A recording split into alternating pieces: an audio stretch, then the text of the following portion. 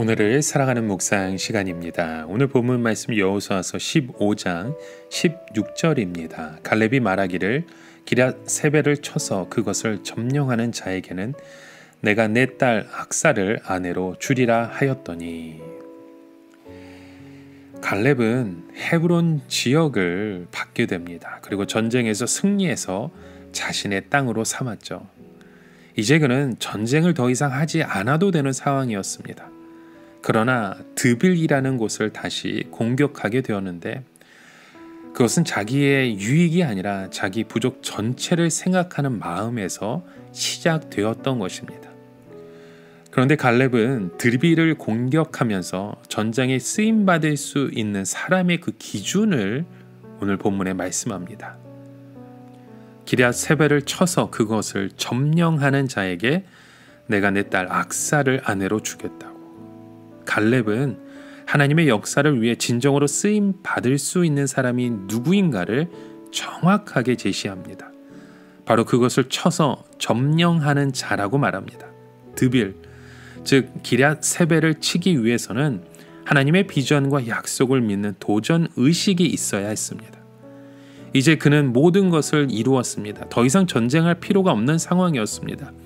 물론 쉬고 싶고 누리고 싶은 상황이었겠죠. 그러나 하나님 앞에 쓰임받는 사람은 믿음으로 하나님이 주신 가나안 땅을 쳐서 점령하는 자라는 것입니다. 그리고 이런 믿음의 도전 의식이 온니엘이라는 사람 속에 꽂히게 되었죠. 자신뿐만이 아니라 다른 사람들의 믿음을 불러일으키는 갈렙의 도전이 유산으로 공동체에 흐를 때 온니엘은 그것을 자기의 것으로 취했던 것입니다. 온니엘의 아버지는 그나스 사람으로 광야의 1세대입니다. 그가 믿지 못하고 불순종하고 현실만 바라보다가 원망하며 가나안 땅을 들어오지 못한 것은 온니엘도 보았습니다. 온니엘은 이 남공불락의 성으로 분류된 이 기럇세벨을 믿음으로 치면서 마침내 그 땅까지 차지하게 됩니다. 불신과 불순종의 유산을 극복하고 하나님의 약속을 붙들고 믿음으로 나아가 새로운 역사를 기록했던 것이죠.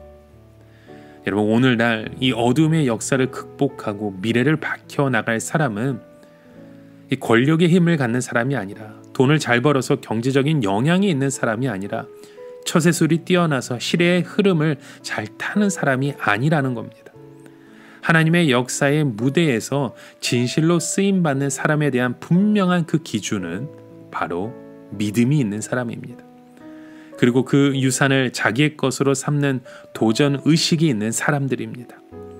이 믿음과 도전이 바로 이 온니엘이라는 사람 속에 있었던 것입니다. 하나님은 갈렙처럼 하나님의 약속을 믿고 공동체를 위해서 도전하는 사람에게 이 역사의 미래를 맡기시는 줄 믿습니다. 난세의 백성을 편하게 하고 하나님의 뜻을 이루는 일꾼으로 사용하시는 것입니다. 하나님의 약속을 믿고 하나님의 나라를 위해 도전하며 믿음으로 나아가는 그 사람을 여러분, 하나님이 사용하신다는 것을 기억하십시오. 그래서 하나님은 여호수아의 뒤를 이어서 새로운 사람을 등장시키십니다. 이 한 사람 때문에 가장 고통스럽고 힘들었던 삶이 달라지게 되었던 것입니다. 그는 무려 40년 동안 민족을 평안 가운데 살게 했습니다. 그가 바로 첫 번째 사사였던 온니엘이라는 사람입니다. 하나님은 온니엘을 통해 정말 어려운 시대에 하나님의 백성을 구원할 사람을 어떻게 만들어 가였는지 오늘도 우리에게 보여주셨습니다. 이런 믿음의 그 고백들을 우리의 삶 가운데도 이루어 주시는 하나님을 바라보시길 바랍니다. 가장 어두웠던 역사 속에서 하나님의 약속을 믿고 희망 없는 미래에 자신을 던졌던 사람들이 오늘 우리의 삶 가운데도 이 시대에도 필요합니다.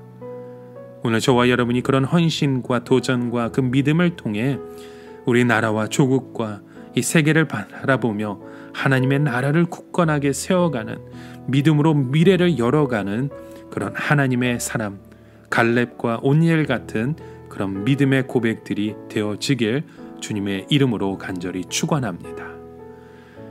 오늘을 살아가며 한 가지 묵상의 질문을 드립니다. 여러분, 오늘 우리는 하나님의 나라를 위해서 어떠한 도전을, 어떠한 희생을, 어떠한 믿음의 고백을 하고 있으신지요?